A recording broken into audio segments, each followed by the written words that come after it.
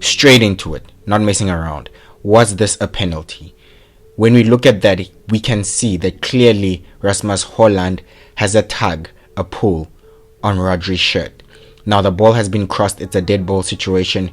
Rodri's going for the ball, making a run, and Rasmus Hojlund is behind.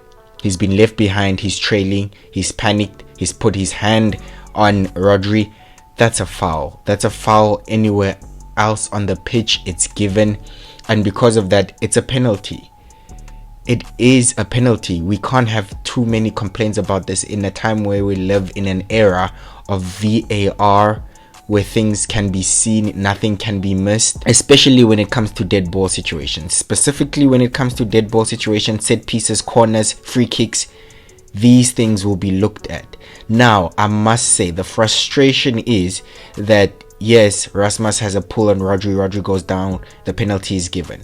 But this wasn't even reviewed by VAR for Man United.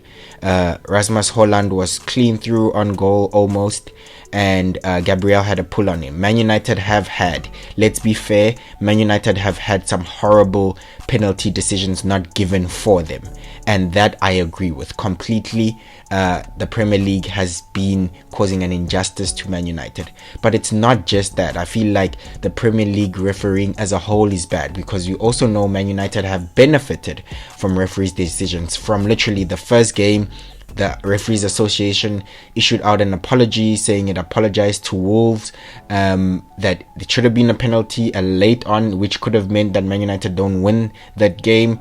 But at the same time, I hear the frustrations. That should have been they should have been given penalties, in previous games. And the inconsistency is just shocking, right? Later on in the game, we have Maguire completely pulling Haaland for more than 5 seconds, completely holding him back. That was more of a penalty than anything we've seen. We can all agree, right, that should have been a penalty for Man City, but it wasn't given. And again, Man United have benefited in that sense.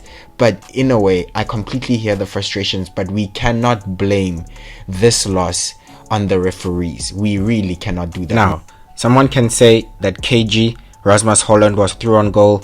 John Stones put his hand on him, and why wasn't that a red card? That should have been a red card, and that should have been penalized, because the penalty was soft, and this is technically almost the same thing where someone is pulling someone back. And I would say to that no, not really. Rasmus Hojlund should go down. Rasmus Hojlund should go down. Give the referees a decision to make. Give VAR something to review. You do not get rewarded in football for your integrity. If you don't go down, you do not get the penalty. It's as simple as that. It's considered play on, and the chance just fell away. So Rasmus Hojlund should go down there.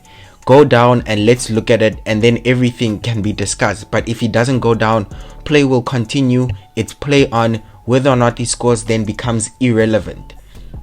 He did not go down. Go down and let's have a look. Let's see if there's enough of a push, enough of a pull for John Stones to be given a red card. If you're not going to score, go down. It's as simple as that. It's always been like that in football. You do not get rewarded for being a good guy. Man City were the better team. They really controlled the game from start to finish. Man United were extremely poor from the onset. They looked panicked. They looked like they were in shambles, scrambling. Man City had complete control of that game, and it should have been at least 5-0. Haaland missed 2 one-on-ones, 2 clear opportunities. Onana made some brilliant saves in that game. Onana was Man United's man of the match. Haaland could have scored 4 goals. He should have scored 4 goals. He's been bad this season with his finishing. There's some finishings in the West Ham game where he should have had a hat-trick, and in this game as well, he should have at least had a hat-trick. And because of that, I think it was clear who the better team was on this day. From the beginning, I felt like Ten Hag got it wrong.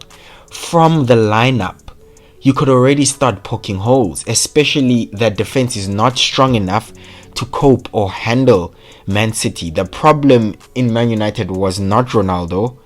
The problem was definitely not Ole. I don't think so. But a lot of changes are needed. at Man United, and at this rate it looks like Ten Hag's era will come to an end before he promised to end Man City and Liverpool's era. The lineup was completely shocking.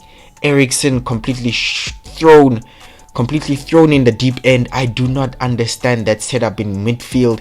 If anything, go for something tight that's going to be compact. Keep it tight, at least at half time. You can see what Pep was trying to do. He wanted a controlled performance, away performance from the get-go. That's why he selected Jack Grealish to keep the ball, doesn't lose it. If he loses it, it's probably a foul. He has Bernardo Silva, who passes it when he wants to. Rodri, very solid. Foden on the wing. This is a team that was set up to really keep the ball, and you needed something that was going to challenge that, and I don't think Ten Hag did enough for me. At some point, Man United players' heads completely dropped. Bruno Fernandes, I'm questioning the captaincy again, the leadership in that squad.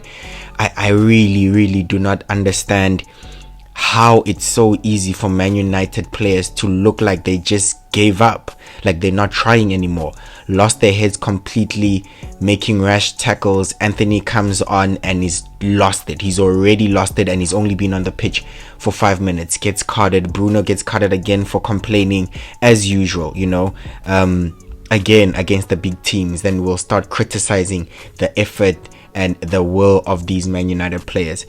Anyway, that was completely not good enough. In summary, great performance by Rodri, man of the match. Haaland has now the exact number of goals that Man United have scored as a team in the Premier League. Another home defeat for Man United. It's crazy. I think Man United are in a very difficult position right now.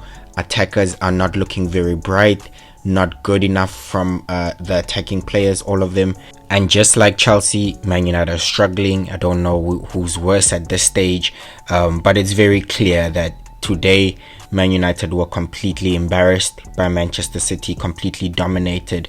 And yeah, thank you for listening. I'll see you in the next video.